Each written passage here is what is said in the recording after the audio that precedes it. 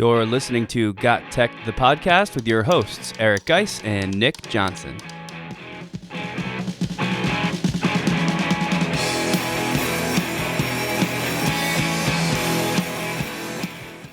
Welcome back to Got Tech, the podcast. This is episode 30 called Project-Based Learning and Choice Boards with Jennifer Skomial. In this episode, Guise and I welcome the 2019 New Jersey State Teacher of the Year, Jen Skomial. Jen talks about her recent win as State Teacher of the Year and shares her expert advice on student-centered learning. Next, we make Jen compete against Guise in another game of Two Truths and a Lie, followed by Guise and I discussing innovative choice boards as a highly effective way to differentiate your classroom. Check it out.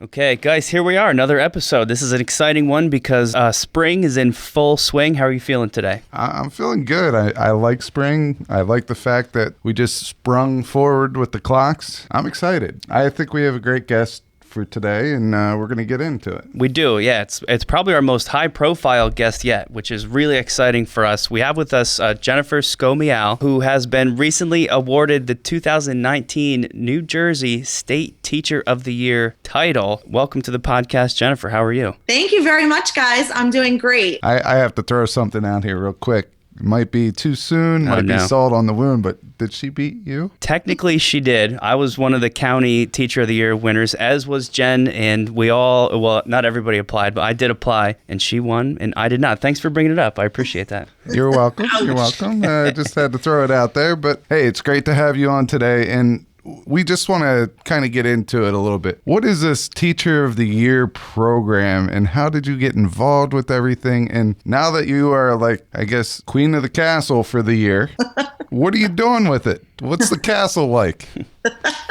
Okay, so the easiest way to explain it is just, people are familiar with earning the title of Teacher of the Year for their school, for their building. And for me, we don't have more than one school in our district. So by winning it for my school, I also won it for the district. After that point, you apply on the county level, which, as Nick said, we're both in the same county cohort. So 21 counties in New Jersey, 21 county teachers of the year. And after that, we all got to meet one another, and then we were encouraged, you should apply for the state level. So it's one of those things, like once it gets started, you don't really say, no thanks, I'm going to back out. You just kind of go with it. And, you mentioned to your colleagues, oh, I'm county teacher. And all of a sudden they start, come on, you got to go for it. So I did apply for it. I was on maternity leave. So I came back in and I had to record a video of me teaching my class. And there were some essay questions and whatnot. And then I found out over the summer that I was selected. So one of the 6 selected out of the 21. And I just had to go in for an interview and a presentation. And the only thing I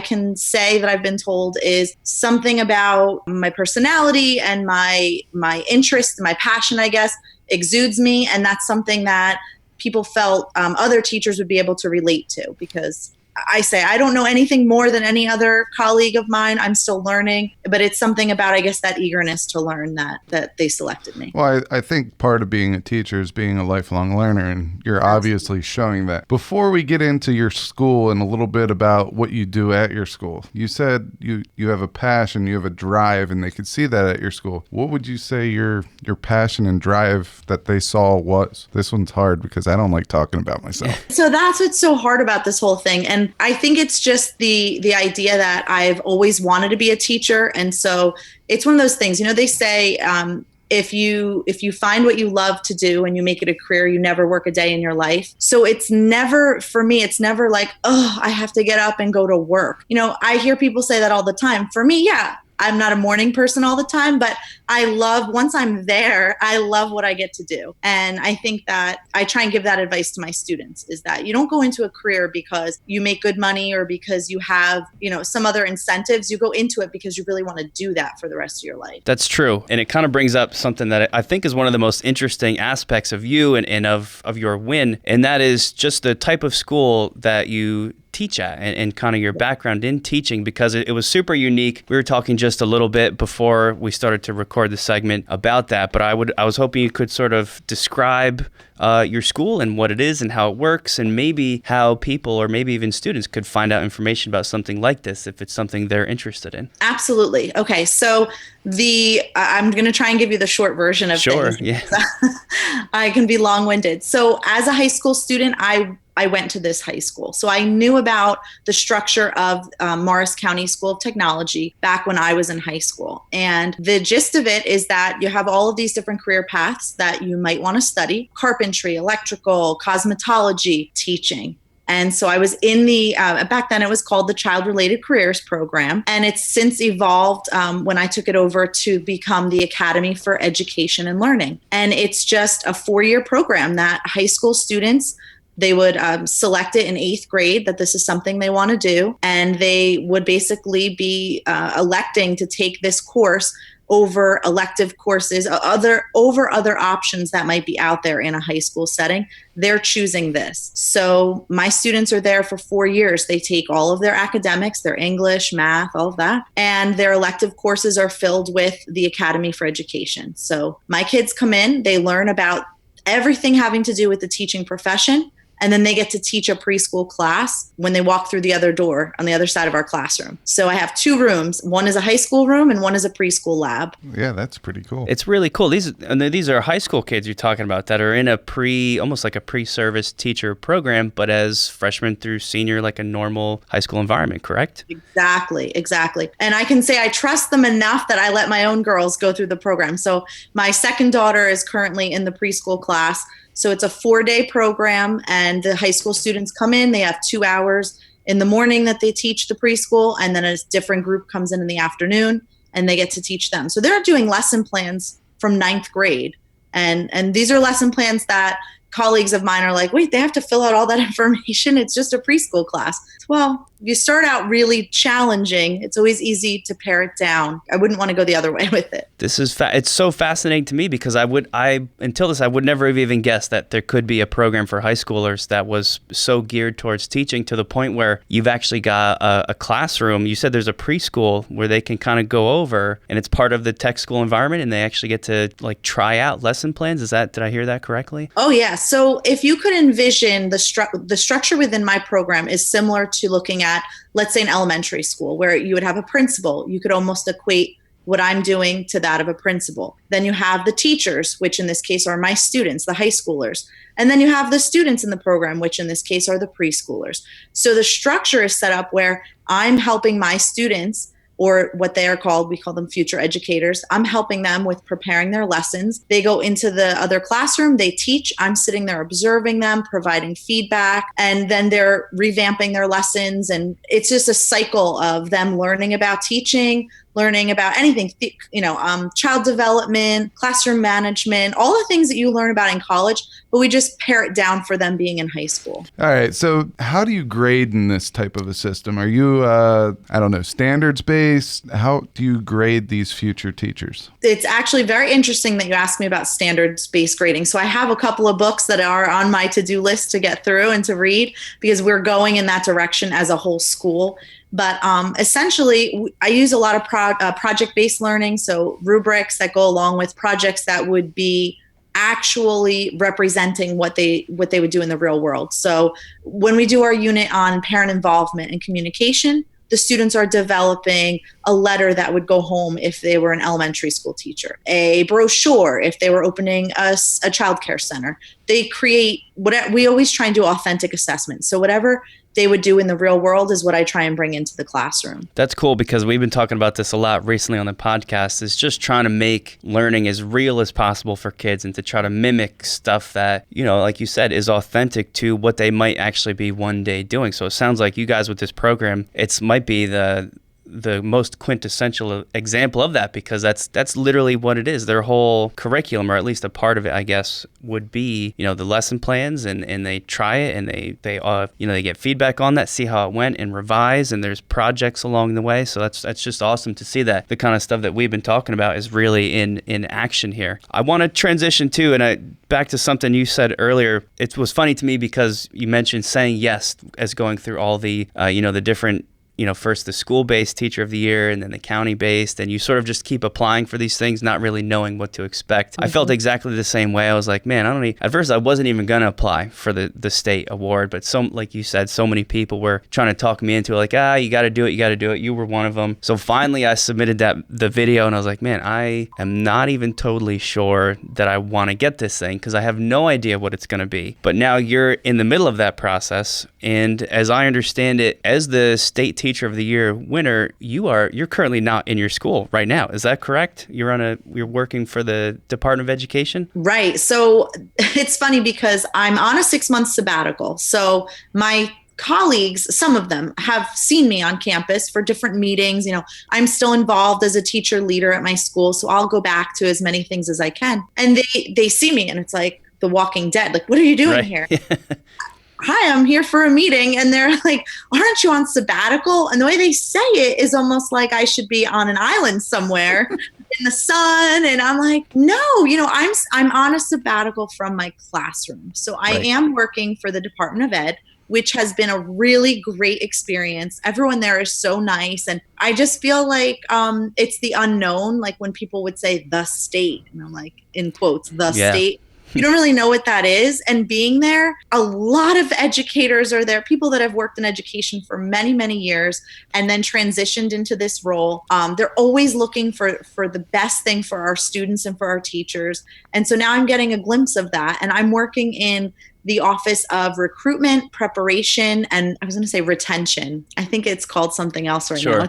It's RPR. And so the idea is that I'm getting to celebrate teachers, get involved in the initiatives with celebrating diversity and looking at the teaching pipeline and all of that. So I'm getting to really see a lot. It's something I would have never had the opportunity to do otherwise. So how do you fill your days? Like, what does a typical day look like in this new temporary role? Okay, so the first month of January was meeting everyone at the DOE. So going in, having one-on-one meetings or having department meetings. And again, everyone was so nice, welcoming, just sharing with me what they do on a daily basis. Then it got to be a lot of emails and phone calls for appearances, and those haven't started yet. So it's just been, yep, sure, no problem. Okay, I'll be there. So I've been scheduling all of these for April, May, and June. So I'm getting nervous because these are all events where I'll have to speak and give presentations. And then in the most immediate time frame, I've been doing a lot of school visits. So going around, seeing different schools, meeting people. And now I'm starting to plan out some workshops, which is new to me. I've only presented in front of my own colleagues. So now this is something that's going to really stretch my learning curve, I guess, and get me out there and try something new. So what are some of the workshops that you're planning? Okay, so next week I'm going to be in Parsippany, Troy Hills School District, and they have their professional development day. So I'm working on an ed camp type workshop.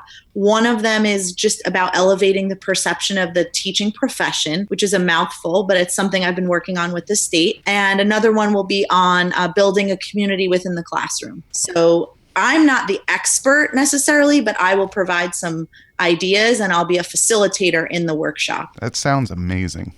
Especially, how long have you been teaching? So I'm in my 11th year now. So 11 years, and somewhere between 10 and let's say 15, you reach this place of you need a change sometimes. I know I went through it after 10 years. I'm not sure if I really needed a change. I just wanted a challenge, and I definitely met that challenge. And so I feel like you just get to take a 6-month piece of time to get refreshed. And it sounds like you're doing a lot of cool things. So you'll want to take whatever you learn now and, reapply that to the classroom. Maybe it might buy you another 5 to 10 years before you realize that, hey, maybe I want to go back and be a principal or something else. So. Absolutely. I taught English for 6 years, and then my former teacher retired. And that's when this whole thing of, would you want to teach the Academy for Education came up. And I was like, you know what, this would be, like you say, a challenge or something to see to grow and to learn more. So I took that on. And it is sort of one of those things that I think as a teacher, you're always trying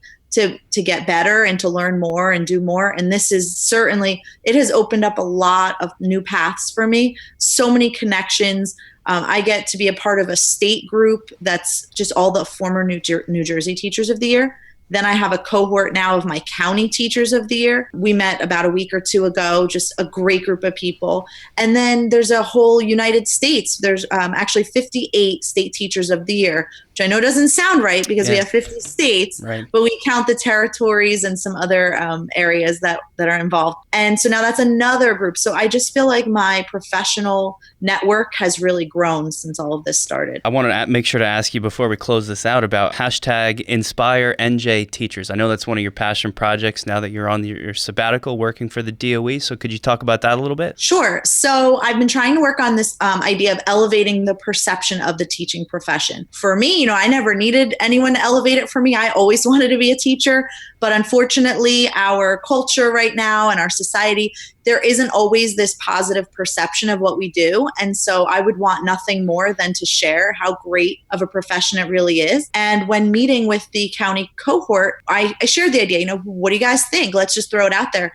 They jumped on it. And we have a list of ideas. Basically, we want to go with the hashtag Inspire NJ Teachers in order to share videos, pictures, ideas with one another in New Jersey, but then also hoping that it spreads beyond New Jersey and just to show people what a great profession we're in. That's awesome. A noble cause for sure. And I'm definitely going to be a part of spreading the word of hashtag Inspire NJ Teachers. The podcast will be definitely. And I think the last thing we have to get to, because this is GotTechED, the podcast, is some of the ed tech that you use or have used in your classroom or at least teach your pre-service teachers about in your program there at Academy for Education and Learning. So you said you had a couple things in mind that you are using in terms of the ed tech world. So maybe you could enlighten us with some of those and we could maybe share some of our own 2 cents on those things also. Yeah. So actually, this is kind of funny. When I was out in California recently meeting the other state teachers of the year, we had a representative from Google, and he had come out into the center of the room first night we're there meeting everyone. And he says, "I'm from Google in New York. Where's my New Jersey State Teacher of the Year?" And at this point, we're all like uneasy because we're trying to get to know one another. We're sitting with people we've just met. So everyone starts clapping and screaming and pointing at me. And I'm like, did I miss something? Oh, no. He just wanted to point out that New Jersey has, I don't know if we're the top or just, we have a ton of Google Classroom users. And that is something that I use. We use that in our school a lot, Google Classroom. So that has provided me with a great platform for just sharing information with my students, submitting work to me, all of that kind of thing. So we use Google Classroom and all of the Google apps quite frequently. That's something I'm very familiar with. That's pretty cool. We talk about the Google platforms all the time. And you're right, New Jersey does kind of seem to be this epicenter where there's so many people who are so familiar with these different things. Definitely one of our favorites. There was one thing that came up, and this has come up on our podcast before, and I thought it might apply to you, honestly. And Guise, I don't know if you remember this. This is going way back to our first year doing the podcast, but I thought it might be kind of cool, maybe something you could bring to your students. There's a company called Mursion, Mursion. And Mursion, I think they're based out of Florida, but they develop virtual reality training programs for workplaces. So they do all kinds of stuff. They'll train you to like work behind a cash register in like this fake virtual environment. And they started doing the same thing for classrooms. So what they do is you pay for their technology. I have no idea what it costs, but you stand in front of a screen and the screen displays a classroom of 5 students. They are virtual students, so they're computer generated, but you can interact with them and tell them to do things. And there's a bunch of different simulations you can run. So there's like a classroom management simulation where the kids act out on purpose. And you as the teacher, and you have like a headset and a microphone so you can hear them, you can see them, they can hear you and see you too. You can tell them to do things to try and fix whatever misbehaviors they're having, and they respond in certain ways. Sometimes they respond well, sometimes they don't respond well. And it kind of tests that teacher to kind of put them through the paces of doing this, but with a fake classroom, so you're not tying up an actual classroom of students to get this practice. It just kind of struck me because it's something I'm pretty familiar with, and we were talking to you today. So that's maybe a cool thing you could try to tie in. Sounds terrifying. I did it one time. It is absolutely bizarre to talk to fake kids because you literally talk to them and they talk right back to you, just like normal kids. It's the weirdest thing ever. So I was the kid who played school probably through 8th grade, I'm going to say, as embarrassing as that might sound. And remember, 8th graders now are way cooler than we were when we were younger. Yeah. Oh, yeah. But I would play school with my brother. And I remember a story. My parents, I overheard them telling their friends how great their kids were and how well we got along. And the example they used is, oh, my son would sit and play school with my daughter for hours. And he was such a great kid. And I walked in and I said, wait, you know that I was bribing him, right? So my parents were mortified. And what do you mean? I said, I was giving him gum and CDs and spare change just to have a real student. So I would have loved something like that as a kid. I don't know. It still seems super unnatural to me. I guess that's no different than virtual school. Maybe it is, maybe it isn't. Right. It's like a computer game for you. But I think one of the reasons why they made that program is there's a lot of schools that won't let their student teachers videotape. So they use that as a workaround to meet that competency. So another one, I'm sure that you heard of it, but maybe not. Maybe your students can use with their preschoolers, and that's Class Dojo. Have you heard of Class Dojo? My friend teaches elementary school, and she had shared with me how great that was. I had not even thought about having the high schoolers use that, and I think that would be definitely on my top list of things to go to in September and try with them. So just for anyone that may not know what that is, Class Dojo is a classroom behavior management tool, but it also allows for a community of communication between teachers, students, and parents. And one of the cool features that I saw that they have on it now is like an e-portfolio where a teacher or the student can take a picture of what they're working on if they have a phone. I'm guessing with elementary kids, I don't know, I'm far removed from that scene, but I'm guessing that not too many second graders or preschoolers have cell phones. I could be wrong, but the teacher could take pictures of it and it will send this little e-portfolio message to the parent saying, hey, little Charlie's working on this. Are you proud of him? Or, whatever you want to say to him. But that is another cool thing. And as you get with older students, and maybe this would be with the ninth graders that are working, you can do what I call the upper level of Class Dojo, which is Class Craft. And basically the ninth graders or high schoolers would be able to make an avatar, and then you assign them different assignments, whether it's like one part of the project-based learning scenario, and then you could grade it and they earn points. And within the game, after they earn points, they can use it to buy stuff to make their avatar better, like a warrior or something like that. And then the whole class at some point can take on this villain together with using their points.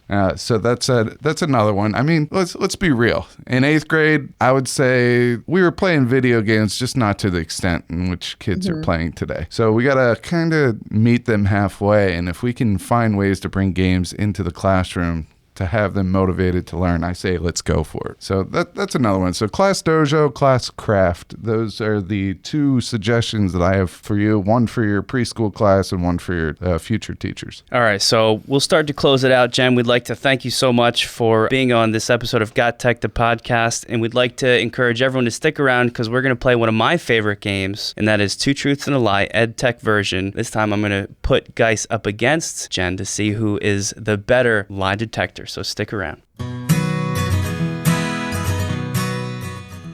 You can follow GotTech outside the podcast at gottech.com or on Twitter at WeGotTech. Okay, so we're back for one of my favorite segments of all time. This is Two Truths and a Lie, EdTech style. If you've been listening to the show before, you know we've done this segment a couple times. This time we're going to do it again, except we're going to bring Jen into the mix, and as I run through my two truths and one lie, we're going to have Guise pick as usual, but now we're also going to have Jen sort of go against him to see who is the better lie detector. Guise, how do you feel about having somebody to compete with today? Well, my track record, is before me when we play this game. I just hope that your skills got a little bit better picking out these articles than last time. Just so you know, Jen, he doesn't show me them. Every once in a while, he throws the titles of the article into the show notes. I try not to look at them. I don't look at them. This time, I think he did it right before the show, so I don't even know what they're about. But he hasn't stumped me yet. And I think it's just his skills of reworking what the article means. It just doesn't make any sense when he says it. So I'm sure you'll be able to get them as well. If not, maybe I just have a gift. I don't know. So here's some of the background rules for maybe new listeners. And since it's Jen's first time, I'm going to read 3 article titles. Of these 3, 2 of them are 100% word for word true. 1 out of the 3 is false, slightly doctored from an actual article, or one that I've made up completely. And your guys' job is simple. It's just to try and pick whichever one you think is the lie. Jen, does that make sense? Absolutely. I'm ready to go. I have faith in us. I don't have faith in Nick. Let's give this a shot. I don't like that you're calling me out. This came up last time. See, the thing is, he has this crazy, insane ability to detect lies. It's uncanny. He can always tell when somebody's being truthful or honest, and it's a weird, almost like a sixth sense. And last time he started accusing me of being bad at lying about these titles, so that's what's happening right now. But I think I've got you this time. All right, let's go. All right, so first title, and I'll kind of go through all 3, and then we can go back and see which one is the lie. First title is listening to music significantly impairs creativity. So let that sink in. Listening to music significantly impairs creativity. So that could be true, that could be a lie. That's the first one. Here's the second one. Children who eat lunch score 18% lower on reading tests. Very interesting. Children who eat lunch score 18% lower on reading tests. And lastly, doing science, and that's in quotations, doing science rather than being scientists. So these are words that like a teacher would say to their classroom. Doing science rather than being scientists is more encouraging to female students. So the idea being that as a teacher, if you use the words, we're going to do science today, that's more encouraging than if you say, we are going to be scientists today. So those are my 3. Guys, I'm going to start with you since you've done this before. Let's go back to that first title. Listening to music significantly impairs creativity. What do you think? True, or is that the lie? I think if I would say that is false, just like straight out of the chute. But I kind of want to go through all of them. Okay. Before we do that, but I'd like to actually throw this over to Jen and see if we're in agreement. We're on video conference, so I just on the count of 3, I would like to hold up fingers to say which one is definitely 100% true. Okay. And see what she has to say. Can you read the third title for us again? You want the third one? Okay. Doing science rather than being scientists is more encouraging to female students. All right. Forget the fingers. That one's true. I agree. That's definitely true. That one's an easy one. All right. So you guys are both in agreement that last one is the true one? Right. That one is 100% true. Yeah, that one was pretty easy. Really? I thought that would be the one you'd think is false. How is that? I guess it makes sense. I was thinking it would be the other way around. No, I mean... I'm thinking that when I hear scientist, I think male right away. Okay. So as a girl, I'm thinking, I don't want to be a scientist. That's a guy thing. How could I be a scientist? So, okay, our teacher just wants us to do this activity and do science. Okay, sure, I can handle it. See, I was thinking along the same lines. We just got done talking about our PLTW program, our Project Lead the Way, and that's an engineering pathway. So, in STEM pathway, and most of those classes are overrun by males. Mm-hmm. And it's because we keep promoting them as such rather than just say, hey, we want to create a class that is based on these courses that help you solve problems. So if we called that program Solving Real World Problems, I bet we would get more of an even gender split in those classes. Okay. So we were on the same page here. I guess so. Well, I mean, that's 100% true. There's a psychological study recently that found that young girls respond and are more engaged when teachers use the lingo, we are going to do science, rather than saying we are going to be scientists. So nice job, guys. That's impressive. Let me read the other 2 so you can pick, because I guess out of the 2, you could just decide which one the lie is going to be. The remaining choices are listening to music significantly impairs creativity, and children who eat lunch score 18% lower on reading tests. See, I didn't catch this the first time. Oh, no. This one, I have this one down 100%. Okay. I could say that right now because they tell you to eat before taking the SATs. So you're telling me now that eating lowers their their scores, and that is 100% false. If I took a test on an empty stomach, I'd barely get through the test just reading it, not even answering it. All right, wait, I have another side to this. So after I eat, I'm a little tired. Maybe I'm not as focused. I kind of just want to get going with the rest of my day so I can relax. Could that be the reason why now they're scoring lower? So you bring up a good point, because reflecting back to my high school days, after lunch, I was definitely a lot more tired. I'm still gonna, what was the first title again? Okay, so here's one more time, the two titles, and then you guys can make your final choices. Listening to music significantly impairs creativity, and children who eat lunch score 18% lower on reading tests. One of those is false. I gotta throw this out there. Significantly impairs creativity. That is like a huge number. If you're saying significantly, and I don't see that being one way or another changing the number that much from midway. There's going to be some students where it doesn't affect them at all, maybe a little bit that hinders them because they can't handle distractions, but it's also going to help some. I'm going to stick with my second one. I'm going to say the second one is false, but Jen, I'm interested to hear what you have to say. Okay, so initially I was going to say it's absolutely the first one, because I've always heard that music helps with creativity and memorizing things and whatnot. So now, based on your explanation of the word significantly, I do agree with you, because I was going to go with the first one. So if you had not shared that insight with me, I would have said the first one. Okay, I'm on board though. Is that okay? We can have the same one? Of course. Well, it's us versus Nick. I don't see great. it. Okay, I don't great. see us as like, going against each other. I see us going against That's Nick. perfect. We have to be on the same page. I'm with you on that then. I just can't believe it. You guys got it. Every single time. Listen, if as soon as I try to really put myself in your shoes, both your guys' shoes this time, and say, okay, if someone told me that listening to music, which is one of the most creative expressions anyone could do for anything, listening to music impairs creativity, I would for sure think that was a lie, but that one's true. How did you know that was true? The impairs thing, I don't even understand your argument. I don't know. I mean, well, we survived. It's extremely impressive, but you guys got him. So congratulations to Guise again, and Jen, to you as well. Supposedly, a new study has found that listening to music does significantly impair creativity, which goes against the popular view that music enhances creativity. And researchers have found that it can actually have the opposite effect, which is fascinating, but apparently there's evidence to suggest that. This, of course, means that children who eat lunch score 18% lower was the lie. The actual title is Children Who Eat Lunch Score 18% Higher on reading tests, which actually kind of does make sense. There you go. We win again. Right. Goose egg next to Nick for the, I think it's the least 10th time. I mean, I think I'm done with this game, though. I don't know if I can beat you. maybe next time we should switch it around.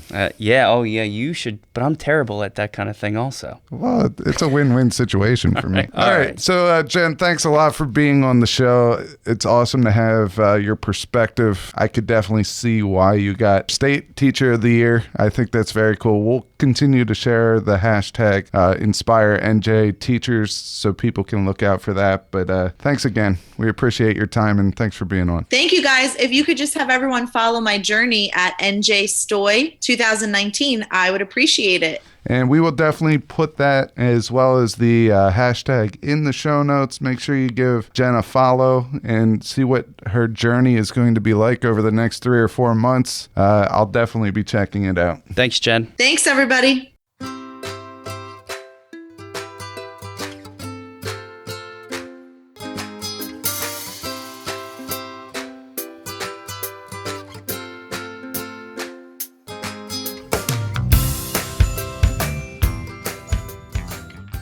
So we got time to talk with Jen, and Jen's awesome. She's such a great spirit. She's high energy, and she's very motivating. I mean, she doesn't really need to say anything about education, and I would probably feel motivated just because that's her nature. Yeah, talking to her is kind of easy to see why she won such a prestigious award like New Jersey State Teacher of the Year. And in our conversation with her, we were talking about student-centered learning and project-based learning and things like that, and also going along with a mastery chat, hashtag mastery chat on Twitter last night. They were talking about student-centered learning, and often in the conversation, something else came up in that chat that we kind of always talk about when we think of student-centered learning, and that's a personalized learning strategy. And one of the things that we think about with the personalized learning strategy are choice boards. Yeah, choice boards are really exciting, and it's an amazing tool to use in the classroom if you're interested in trying to differentiate or make your classroom more student-centered in a way that sort of runs itself and kind of brings all of these very difficult tasks that I think a lot of teachers find challenging to sort of feels almost overwhelming. But with a choice board, I think it kind of naturally makes this all very possible. So I think we need to take some time today and really go through our take on personalized learning choice boards. And I know, Nick, you want to talk about a brief description of it, and then we're going to go into some examples, and then we'll go into the way that we kind of bring choice boards into our classrooms, which is our take on a choice board, which is a little bit different. Okay, so let's start just for the people that maybe haven't heard of a choice board, or maybe you have heard of it, but you've just never seen one, because it is kind of a visual thing. So it takes a little bit to describe. But really at its simplest level, a choice board is just a graphic organizer set up kind of like a tic-tac-toe board. They can be 3x3, 4x4. I've seen some really big ones, but I think if they get too large, it almost gets kind of overwhelming. But it's a graphic organizer where each square of the board is a different activity that the students can choose to engage in as they either practice a skill or learn a concept or demonstrate mastery in some way. The whole idea being, of course, that it's called a choice board because the students get to choose whichever of the options on the board that they feel best suits their learning style or their intelligence type, and it really kind of makes it personalized in such an easy, simple way. Some of the benefits is, like I said, it kind of just gives students the power to choose how they're going to learn a particular topic. Like Guise said, we kind of wanted to build on Jen's overall theme of personalized learning from earlier, and what better way to do it than to kind of literally say, okay guys, here's, if you do a simple 3x3 choice board, class, here's 9 different options, and you can choose whichever one or two that you want to work on the most. And I think students really respond great to this. It kind of lets them know that you're giving them these options. A popular way to use the choice boards also is to go with they call it like a tic-tac-toe method, where out of maybe the 9 squares, they have to go diagonal and do any 3, or diagonal the other way. They still get to choose which 3 they do, but to kind of then sort of add on and maybe make it a little bit more diverse. So that's the gist of how a choice board is set up. I want to caution everybody because I find making 9 choices, especially in the middle school grades and maybe even freshman, sophomore year, when you make 9 choices, it's easy to overwhelm your students. All right, so what I mean by this is really you want to give them choice. Make it 3 different activities that all meet the same concepts and the same standards, that we're testing for the same thing there. However, they're 3 different choices. Sometimes 9, even 6 is overkill because they'll spend over half a period, maybe even the full period, reading through each one of the choices, and they haven't done anything to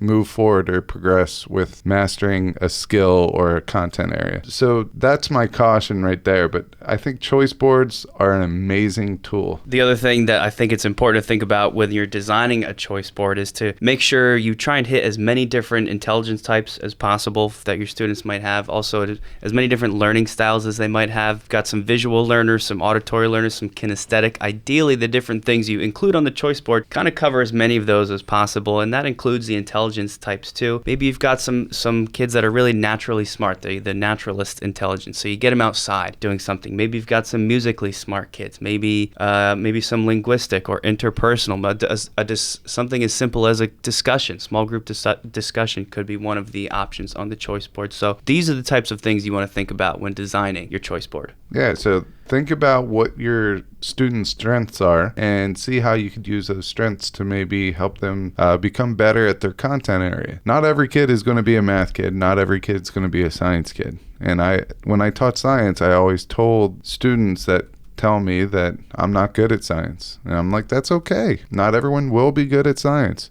Not everyone will like science, but if we could find a way that's going to make you interested in learning the content, then we're we're well on our way. And I think that is a great point. We need to teach to their strengths while developing their weaknesses. So one of the other great things you can do to design your first choice board is really just go online and look up some of these. I know Pinterest is just one place that has tons and tons of pre-created choice boards that teachers have made and put out there for all grade levels, all subject areas, just to kind of give you a sense of some of the different things. Because I know a natural reaction when trying to make your first one of these might kind of be, well, how am I supposed to come up with stuff to fill all these different choices on the board? Well, there's just so many things that are already out there. I'm looking at a couple examples right now. One of them is for elementary age kids. It just has to do with spelling. So there's things, one of the options says rainbow spelling, where you have to write your words, and I guess these would be like the vocab words you're trying to spell. Write your words 5 times each with different colors. Another of the option is silly letters. Write each word using crazy letters. Another option is silly sentences. Write each word in a silly made-up sentence. Rhyme time. Write each word combined with a word that rhymes with it. Another one has to do with acting out the meaning of the word. So you can see kind of we're trying to vary the types of things the students can do to help them learn and remember what they're engaging in. All good stuff. So I want to kind of share a little bit about the personalized choice board that I made, and it kind of resembles a target. All right, so picture a bullseye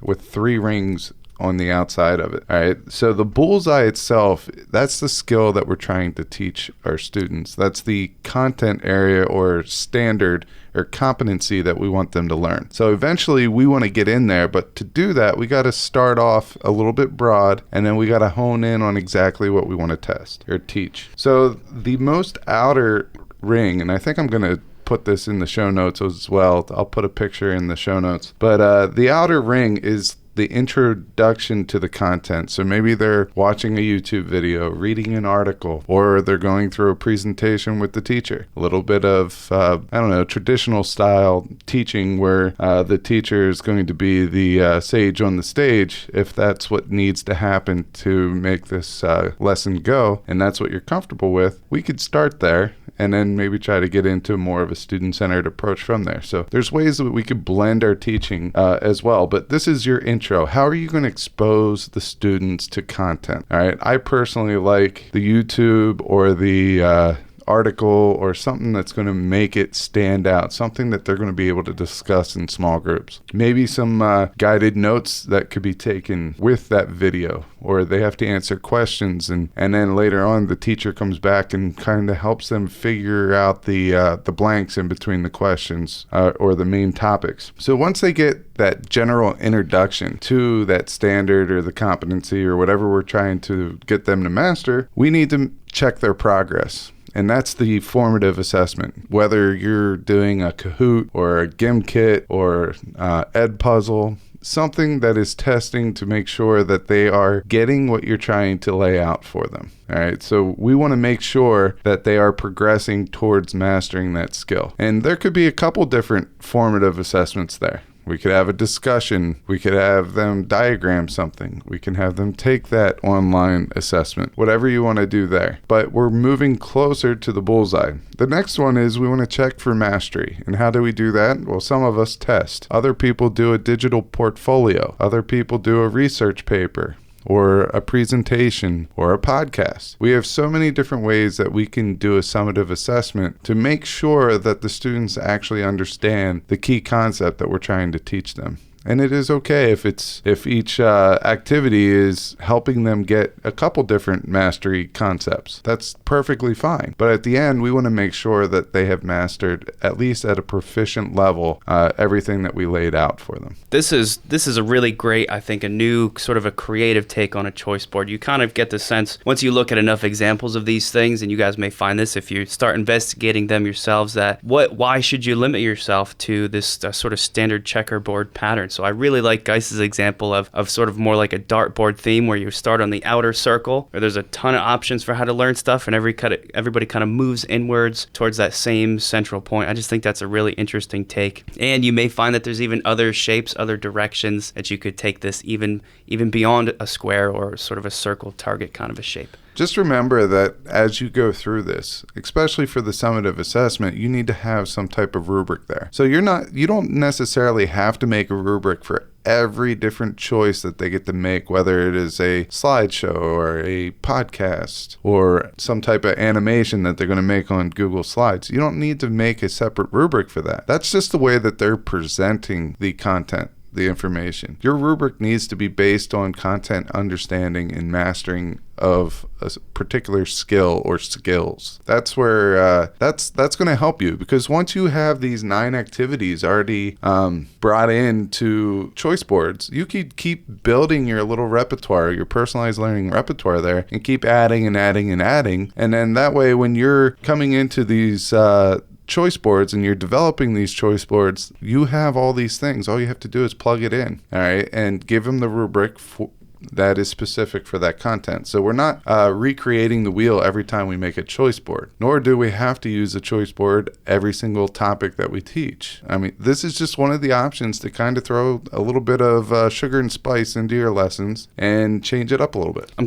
really glad you brought up the rubric thing. I was just having a conversation about this with a teacher the other day, and that was their exact response. So they saw on one that I had made that had actually 12 different squares on it. It was like 3x4 grid, and the immediate response was, how are you going to grade 12 different things? And I think that's a great question. And if you design it right, there's just one rubric that lets you grade all 12 of those options the same way. Your rubric needs to focus more on quality and hard work and the information that's being portrayed and how well it's shown, rather than sort of minor details about whatever method they used, whether they drew something or acted it out. That's less important. That's more just for the student's own benefit. I think we should also sort of point out some of the benefits that technology can give a choice board. I know a lot of teachers just do like a physical choice board on like a bulletin board or a poster in the room, which is totally fine. I would advocate, why not throw your choice board into a Google Drawing or a Google Slides, where within each option of things that the students can work on, maybe there's some helpful links that show them how to proceed, or takes them to sort of automatically open up different resources, or helps them to begin whatever presentation they're going to build. And of course, with all the Google apps for education, you can sort of easily build in all that stuff too. So I think there's tons of really exciting ways that tech could help you build an awesome choice board.